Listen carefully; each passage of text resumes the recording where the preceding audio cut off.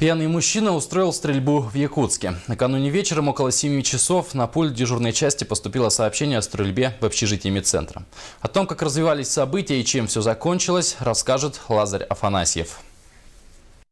Сергеевское шоссе, 4-й километр. В одном из общежитий вооруженный преступник. Сразу же после сообщения к месту происшествия были направлены наряды полиции. Злоумышленник забаррикадировался в одной из комнат и отказывался выполнить требования полицейских. При этом он несколько раз выстрелил в сторону двери и в стену соседней комнаты. Не видно, не просвечивает. К месту происшествия дополнительно прибыли сотрудники спецподразделений ОМОН и СОБР. В действие также подключились переговорщики.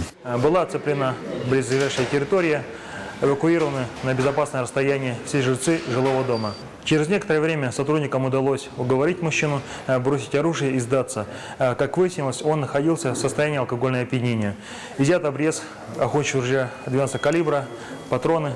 В квартире на стенах и мебели обнаружены следы от выстрелов. Как выяснилось, мужчина был в нетрезвом состоянии и приехал к бывшей супруге. Выясняя отношения, вооруженный преступник начал стрелять во все стороны. Обеспокоенные соседи вызвали полицию. Теперь 40-летнему злоумышленнику грозит обвинение по 3 статьям.